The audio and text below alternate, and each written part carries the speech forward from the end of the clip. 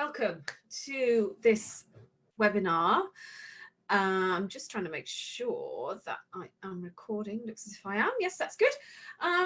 So today's webinar, I'm talking about dynamic search ads. And so the webinar will walk you through how to set up a dynamic search ad campaign, and some of the best practices for doing that setup to kind of get the best results. And so, yeah, you'll basically have everything you need to get going with them. So that's what we're talking about in today's webinar. So without any further ado, I'm going to get started.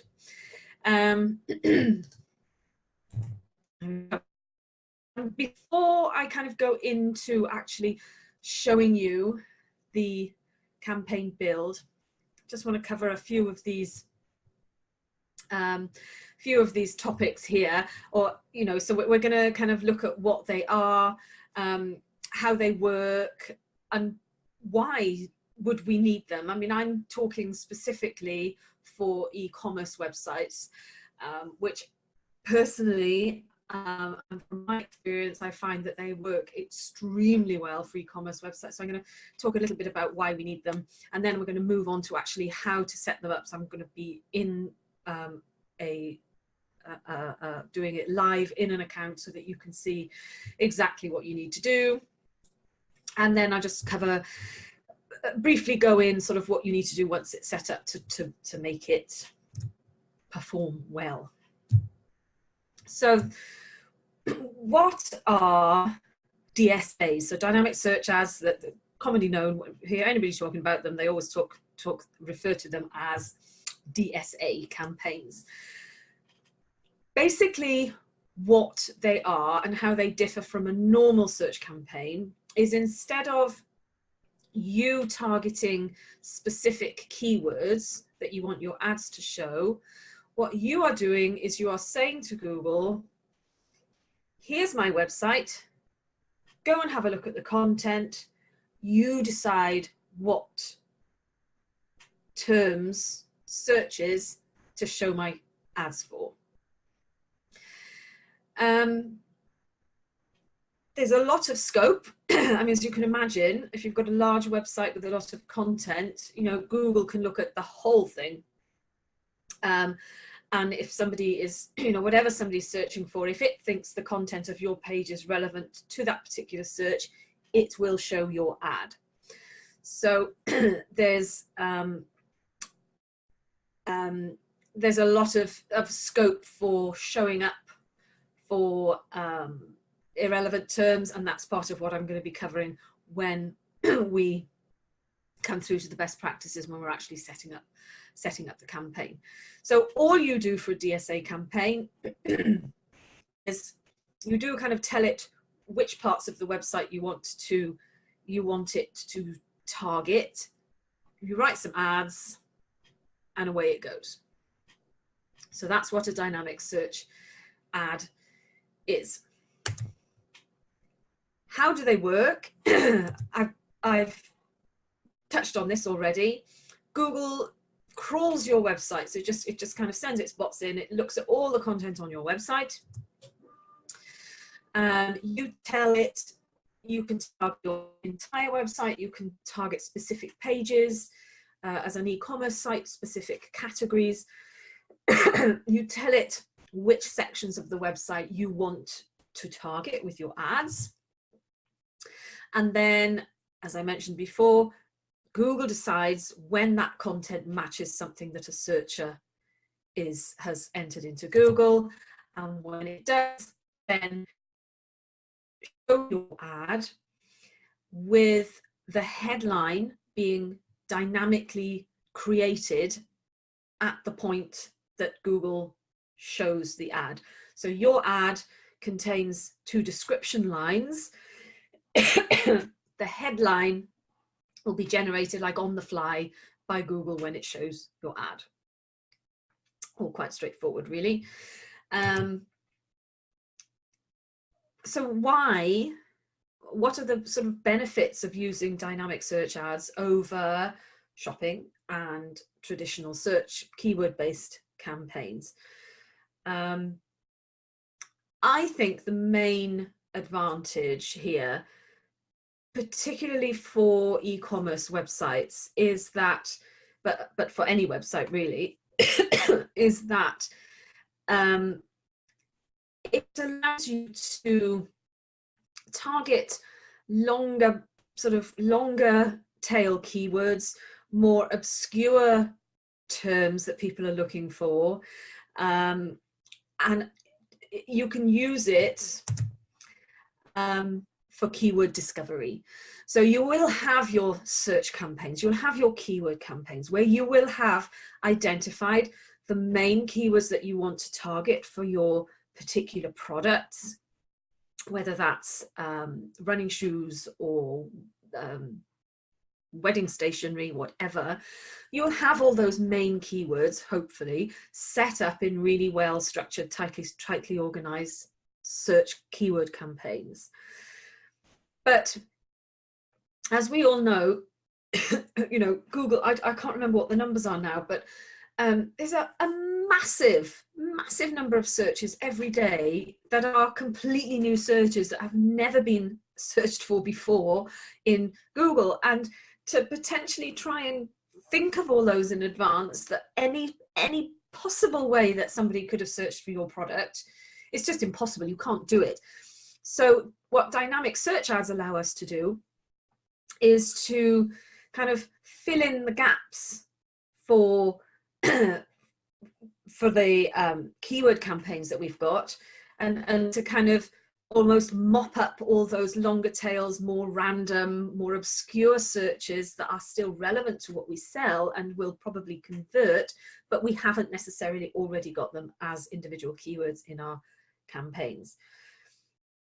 So it's, I think the main focus is for keyword discovery, and to discover these terms that we're not already targeting either via our search, you know, either that our shopping campaigns are showing up for, or our normal keyword campaigns are targeting.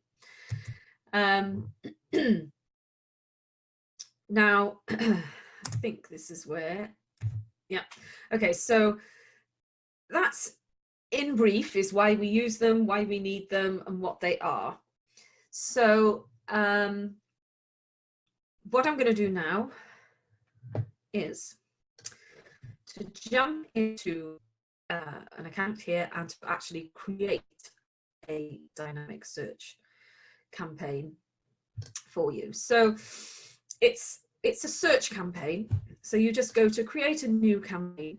You don't choose any of these. All that you do by choosing one of these options that they give you here is basically limit the different options you have once you get into the settings of the campaign. So we always create a campaign without a goal.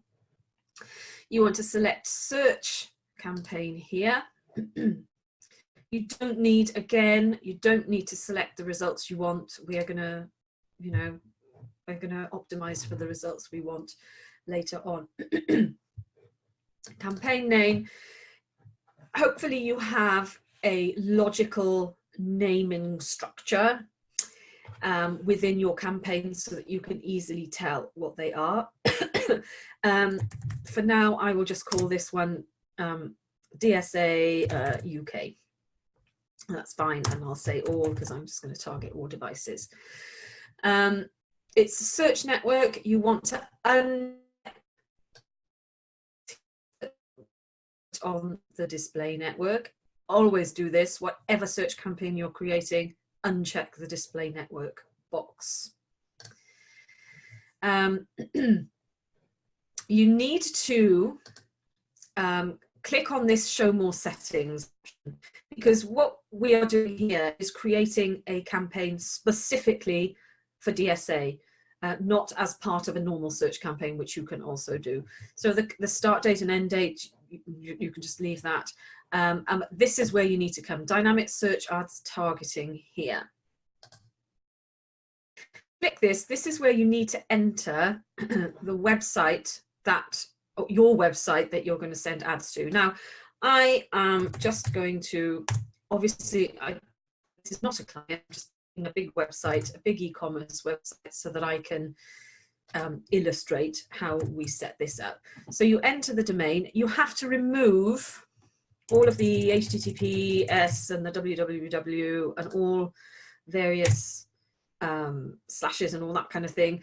It's literally just the domain name, as you can see it here. And we are just going to use Google's index of your website. You can target this, but at this stage we're just keeping it simple. We're just going to say to Google, go and index my website, and then we're going to use that information on which to create our campaigns and to base our whole campaign. Locations, again, you just, as with any campaign, I would always recommend, even if you are targeting more than one country, you have one country per campaign. So in this case, I'm going to do United Kingdom. You always want to also expand these location options here and change from people in or show interest in your targeted locations to people in or regularly in your targeted location. So in other words, if I have this one, if they're showing people who show interest in, I could have searches from all over the world, and I don't want that. I just want people in the UK. Excuse me.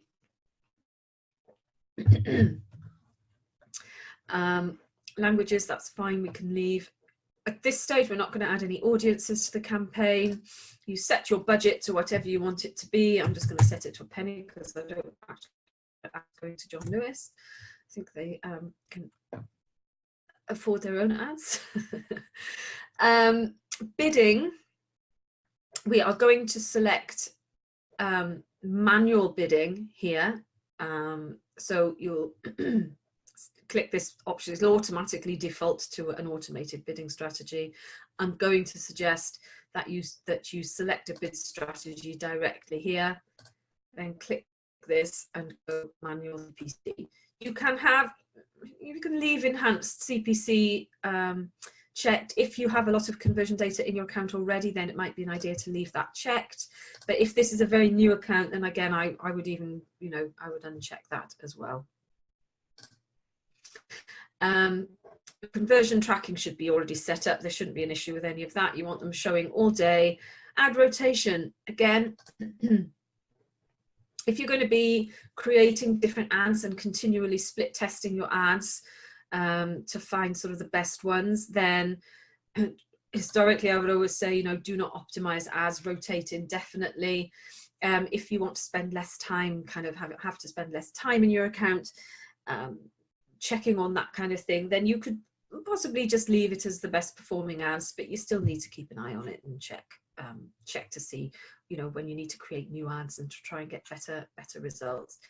But extensions for now, we're just going to focus on creating the actual campaign.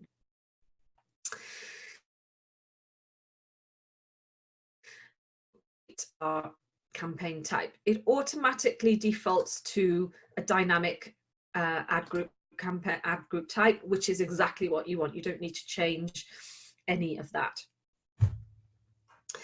Now, the way I set these up, which works for most e-commerce websites, is by targeting particular categories on your website.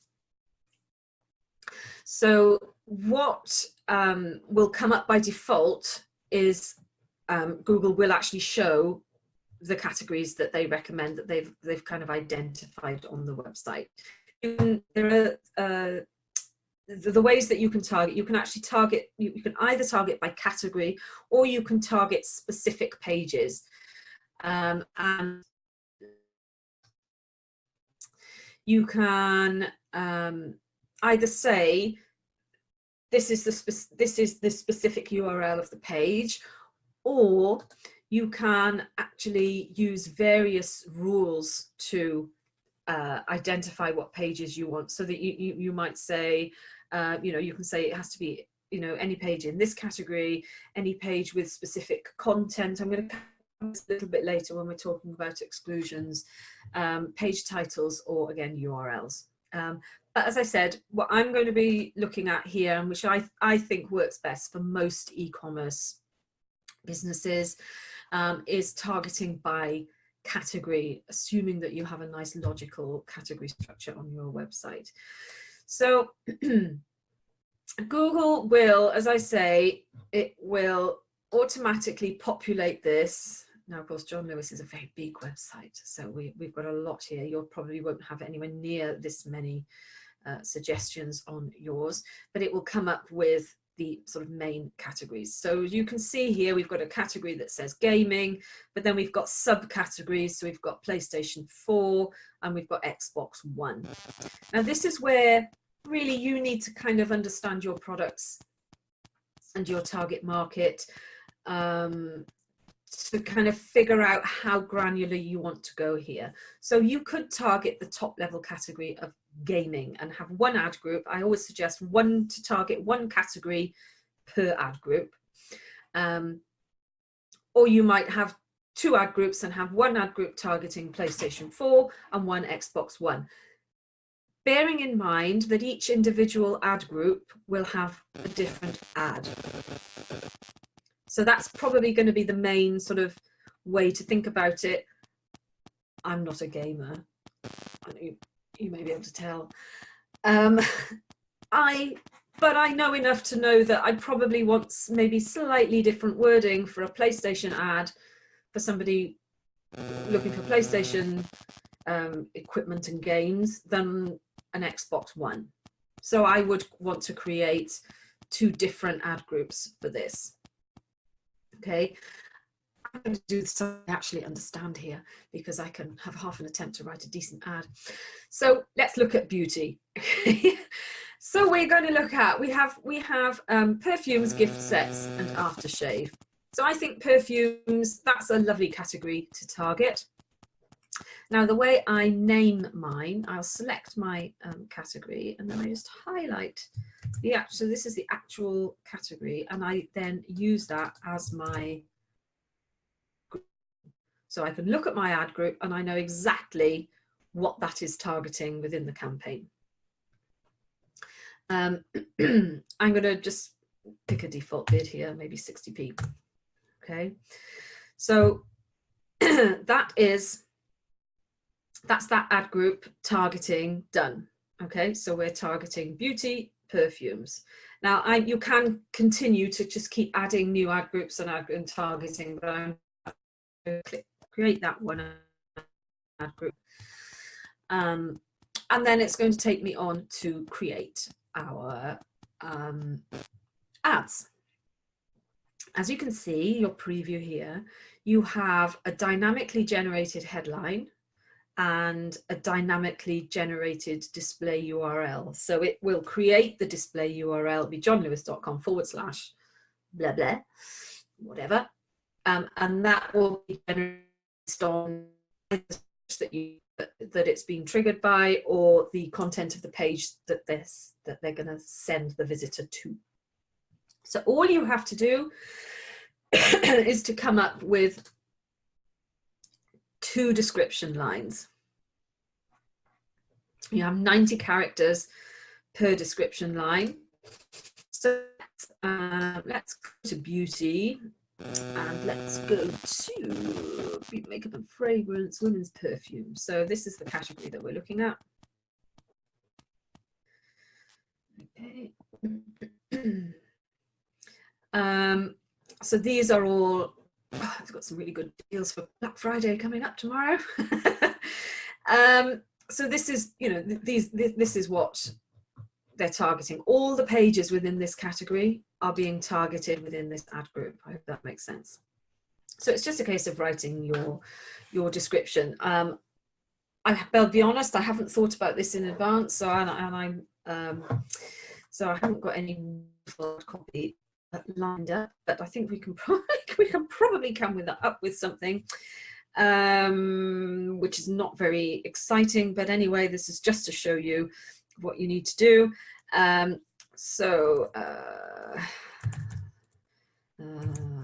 Luxury, all the top luxury Perfume brands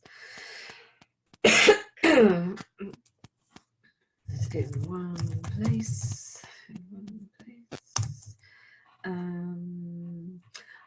John Lewis, I think they're still never.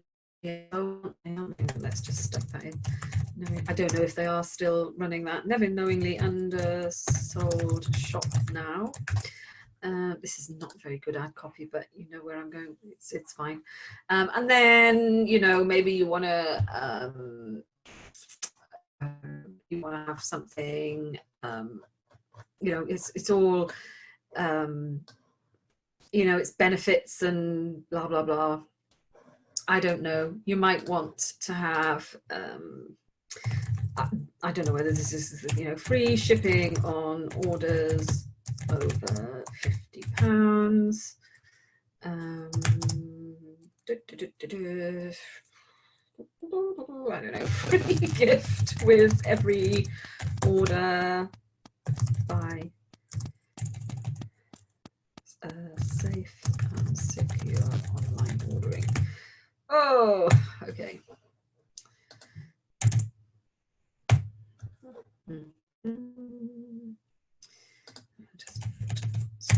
So that, I mean, that's not a fantastic ad, but anyway. So all you have to do is create your 2 description lines, hit done, and then ideally, obviously, you would want at least 2 ads per ad group. You create another ad to kind of compete with that with different messaging to see which one appeals the most to get the best click-through rate. So, but we're just going to save and continue at this stage. You don't have to take too long about it. That's the campaign set up with the 1 ad group. What we do now is work through your website and create new ad groups for all your main categories. You know, for a company like John Lewis, as you can see, all these different categories here would be massive, but I suspect, you know, your website's probably not going to have quite that many categories, hopefully. So that's all you do. You just add another ad group. So here's your ad group. You go down and you look. Well, let's start with we were on beauty. So let's search. Yeah, I've got lots and lots of different ones here. So we've already done. So let's do gift. Now, it's always worth. It will show you a search volume here. So that's, as you can see, that's massive. What might happen when you're doing or selling, I mean, these are mainstream products, especially at this time of year, obviously. Let's see if I can find something that's, let's cancel that. Show the search volume, but you get certain categories where there's either no search volume, probably aren't going to get anything here, but you'll find that there's nothing there, or it's sort of tiny, a couple of hundred or something like that. Probably not worth targeting those as individual targets, because we're going to do a kind of a mop-up category, which I'm going to go to in a minute. So make sure you pick ones which have a decent search volume, as you can see here. Okay, and the ones where you have you know, massive search volume like this, those are usually then will be split down into different ones. So we've got beauty, here we are, we've got the beauty and the gift sets. So you just basically go through, oops, I'm gonna copy, oh, come along, go there. I'm just gonna copy that. That will be my bid, I don't know, £1. Save and continue. Rewrite description 1, description 2. What an awful ad. There we go. And that's your second ad group. And you basically categories that are appearing in that when you go in all the different categories, you have a different ad group for each one. What you also want to do is to create then a kind of catch-all ad group you will call all web pages. Okay, it will have a really low bid, this one, let's say 20 pence. And this is where, down here, we're just going to click all web page, right? And we just have this will be a very generic ad, you know, whoops. Because you're writing ads for specific categories of products, you can vary them and be more specific in your ads, but this one will be just a very generic ad. There's the, okay. One. Now, this is probably the most important thing that you need to do once you've done all of this. Currently, the way that this is set up, we have this ad group targeting the whole website. We have this ad group targeting this little bit, and we have this ad group targeting this little bit. So this all pages is actually targeting these as well. So what you need to make sure that you do is to any categories that you've targeted within a specific ad group need to be excluded from this all web pages one, because then the all web pages one will just kind of mop up anything that you've missed in specific ad groups. Hope that makes sense. So what you need to do, and this is another good reason to actually name your ad group the same as the category and the sort of the category format that you get it to come up. Because what I would do, I would actually right click this and open it in a new tab. Okay. And go to negative dynamic ad targets. Now these are basically, you have in a search campaign you have keywords and you have negative keywords. In dynamic search campaigns you have dynamic ad targets and you have negative dynamic ad targets. So I can say, I don't want you to show up. Don't want you to show ads for this section of the website. Okay, so I'm going to click on dynamic ad targets, and then we're going to create negative ad targets. All right, now we need to add this just to this ad group. In this particular instance, this is just applying to the all web pages ad group. And then we want to create rules to target the web page. We want to click on category, and now and perfumes. Okay, so you select the first one and then you come down here and click add. Now you don't have to keep saving it, you can just come back here, you give sets and add, and you'll add that there. And so for every, you can kind of keep hopping back here, you can run down the list. So you might have 15, 20, 30 different ad groups down here. You can go down the list, you can say, right, gift sets, okay, gift sets, check, perfumes, check, and then you might have another one, the aftershave ones, for example. We've created the aftershave.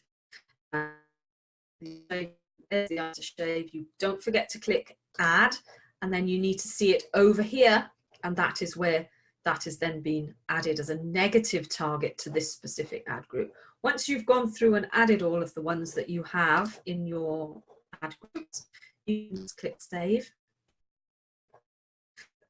And then this ad group, this all web pages ad group, will not show an ad that's related to any of the pages that you have targeted in your, or any of the categories rather that you have targeted in your individual ad groups. Now, for negative ad targets, we now need to take it one step further. When you send Google to your website to crawl your content, it will look at everything. So it's looking at all your category pages, your product pages. It's also looking at all of your customer service pages, okay? all these delivery pages and refunds and all of this kind of stuff. It will look at your blog. So it will look at every blog post on your website. And if somebody searches something that's mentioned in a blog post, it could potentially show an ad that's going to send somebody to your blog. Now, unless you particularly want to pay for traffic to your blog, which there are times when you might want to do that. But most e-commerce, you don't want that. You just want people to come to your product pages. So the next step, and a very important step, is to add negative targets for all those pages that you don't want to trigger any ads. Now this would be a massive job for a John Lewis website. But what you need to do, again, you're going to go to dynamic. So I'm just in the campaign now, not in a specific ad group. You go again to dynamic ad targets and open that up. You go to negative dynamic, and see the ones that are already added at the ad group level. And you are going to, again, click the big blue plus button, but this time you want to make them campaign negative targets. Okay, so this is going to apply to the whole campaign. Again, you want to create rules, but this time the rules are going to be related to the URLs, because what you'll find, there are specific, the main categories that you're going to want to exclude are anything to do with checkout, anything to do with like people's account details, like I said, the blog, and then things like delivery and conditions, customer services, and all that kind of thing. So you'll have to kind of, you're just going to look at your website. As I said, in this particular case, is a massive job.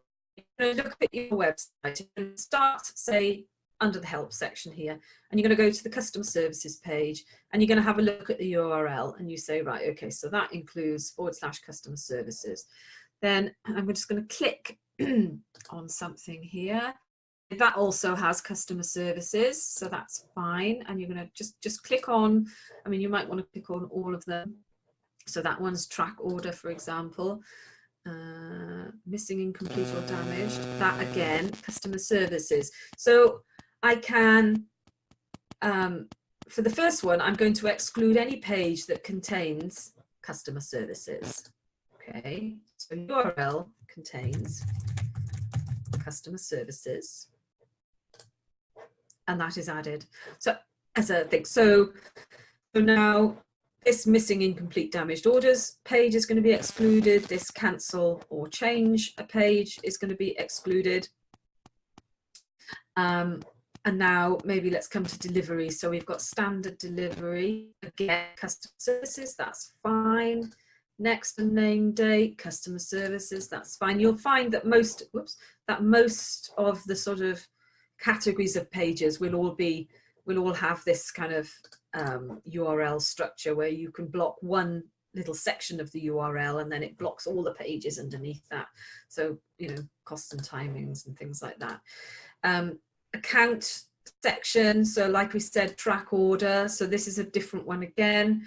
But here, if you notice, it goes to account.johnlewis.com. So let's have a look at view your shopping history. Okay, that's customer services again, so that's fine. Let's look at, so if I click on my basket, so basket, that would be a good one. URL contains basket, we don't want that one. Okay. Sign in my account. Oh, I'm logged in. Let me log out because obviously Google is not going to be logged in. There we go. So this is probably the kind of most painstaking, the kind of the worst bit of doing it is you have to try and find all, I mean, this is a particularly bad website really from this point of view because there are so many pages. Yours is probably going to be much more straightforward. If I click to go here, yeah, So that's fine. So account dot, but you can see it kind of got that login. You've got that login bit there. So I would probably say URL contains login, and that will probably block anybody who wants to go and log into their account here. But you get the you kind of get the thing. You just basically click on all of these links. And that's customer services, track order. I think I did the track order, didn't I? No, I didn't. Track order, add. There we go. Track order there. I mean, it really is. It is a bit of a pain in the butt. It's got to be done because you do not. The last thing you want is Google to be looking at, for example, to be looking at washing machine help and advice. Okay, so this again, this is quite good because this comes under customer services. You do not want them to be reading all of this about customer, about blooming my wash cycle isn't starting, you know, and if somebody's searching for a YouTube video because their washing machine isn't working, you do not want them to show this page of your website. Okay, so that's pretty much it. It takes a long, you know, you have to go through and try and go through all of them and add all of these as negative targets in the campaign.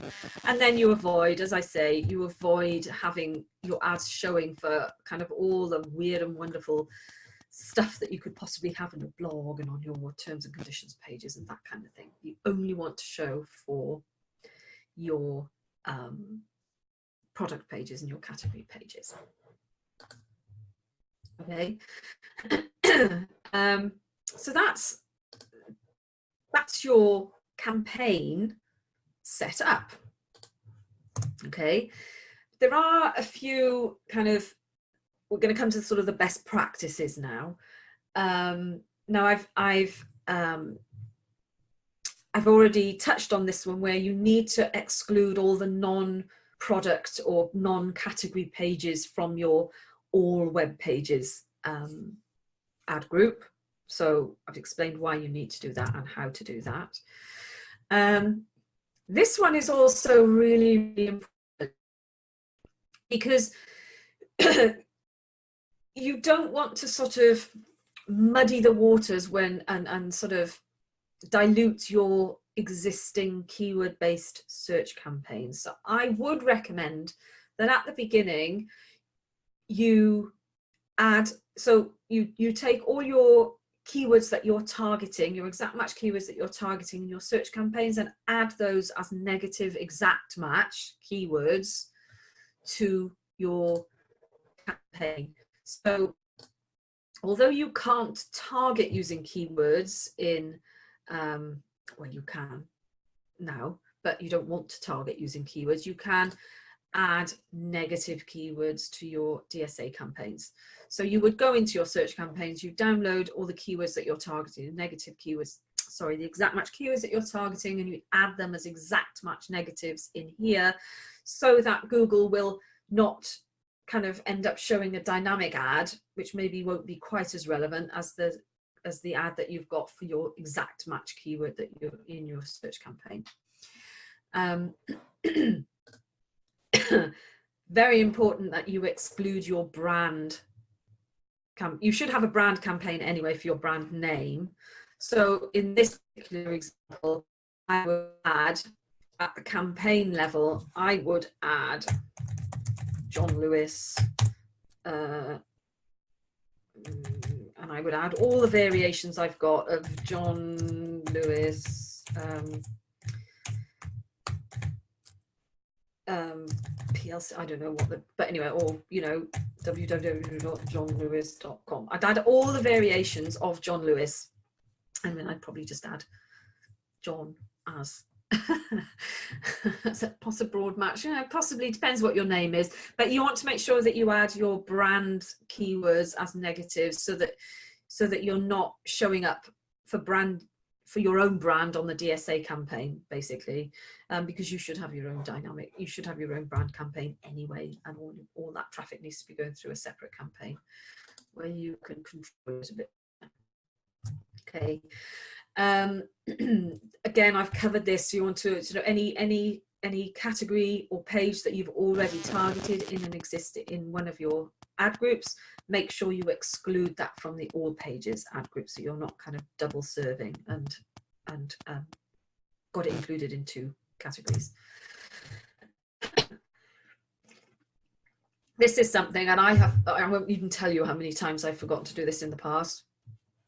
If you've got existing ads campaigns and they've been running for a while, whether that's shopping or search, you'll have a lovely set of, probably a lovely set of global negative keywords that are applied to everything that you never want to show up for. Don't forget to add that to this new campaign, and in fact any new campaign that you set up, but particularly for this one, because you're targeting, because the sort of the targeting is quite broad on these campaigns. To add negative keyword list to your new DSA campaign. So you just don't want to kind of have it running for the first couple of weeks and then discover that you're showing for all these terms that you've already blocked them in your other campaigns. So you know that they're negative keywords. So just, yeah, don't waste your money. Make sure you add them in at the beginning. So once you have got your campaign set up and running, you want to obviously optimize. Excuse me, I've got a really trickly throat. Gotta love a fisherman's friend. Hopefully I won't start coughing all over you. You want to update your bids. This applies to all campaigns again. You want to update your bids on a regular basis. Now, you can, where's it gone?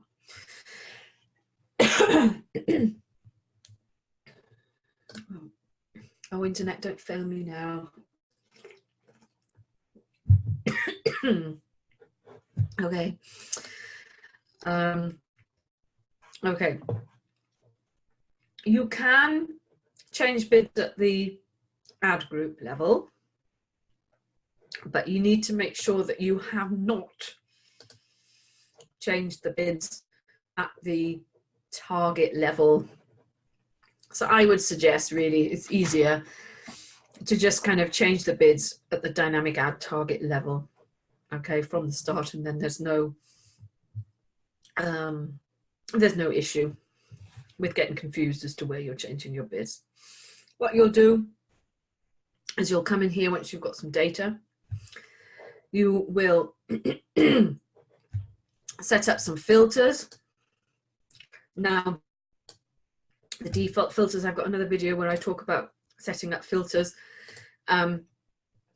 You will set up filters for looking for any products that have a conversions but would have a really high return on ad spend, because they're doing really well, and you will increase the bids on those.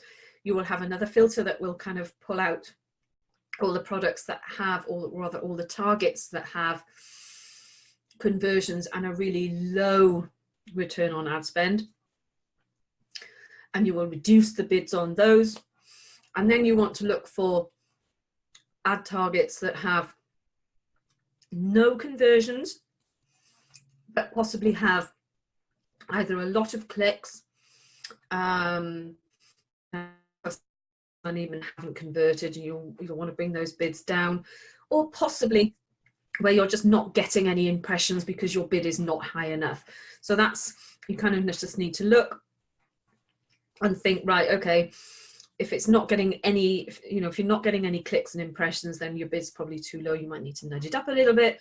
If it's getting lots of traffic but it's just not converting and it's costing you a lot of money, then start by like reducing the bid, really bringing it down.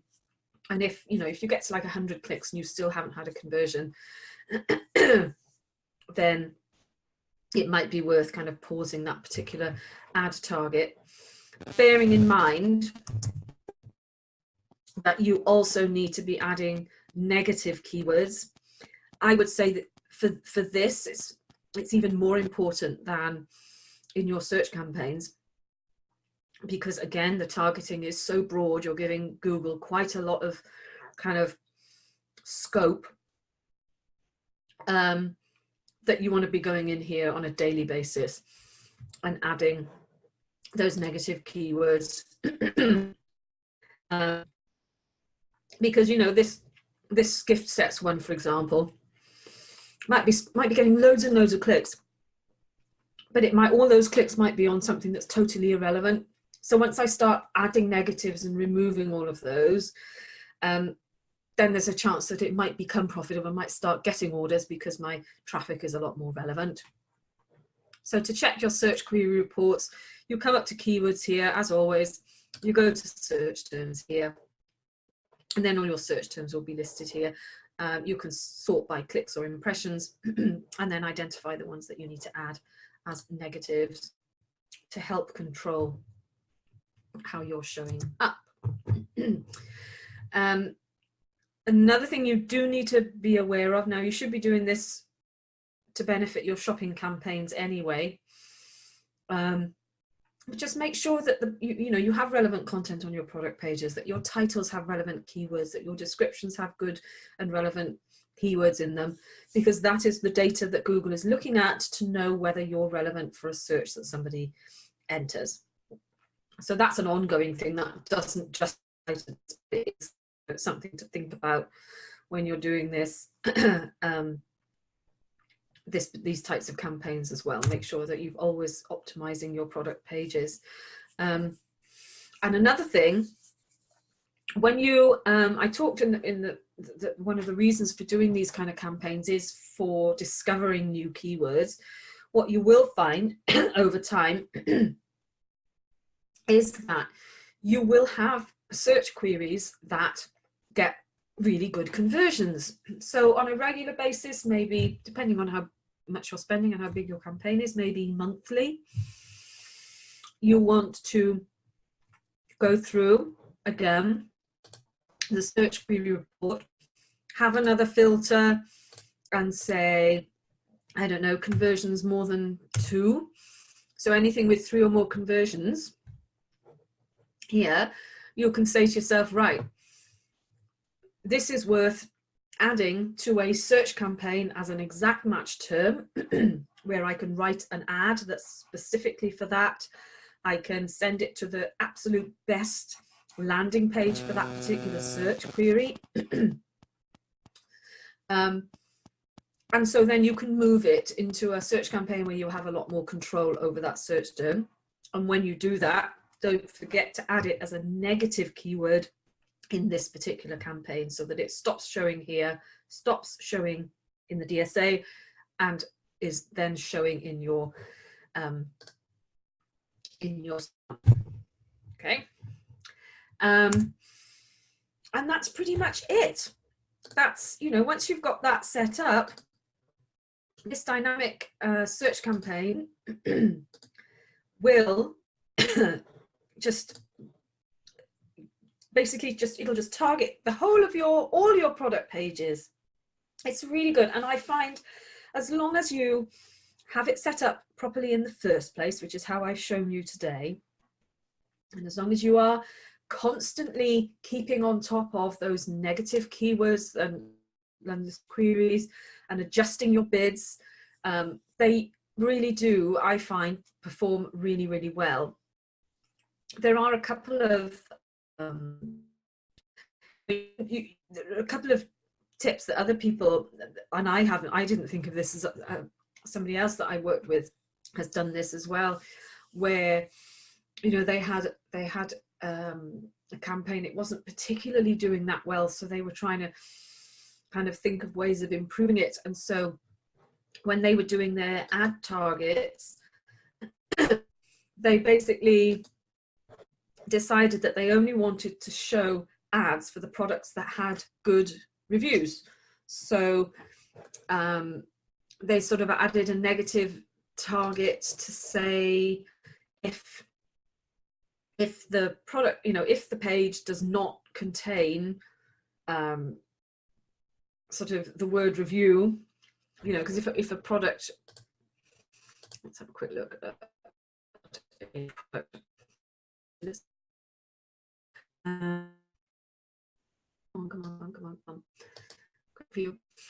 So, you know, if the product didn't contain sort of a review status here, then exclude it and don't show it, so that we're only showing this. There's so much stuff you can do, and that, I mean, obviously that's an advanced technique, but there are you know, plenty of ways that you can target by category, by actual URL, and by sort of the content on the page.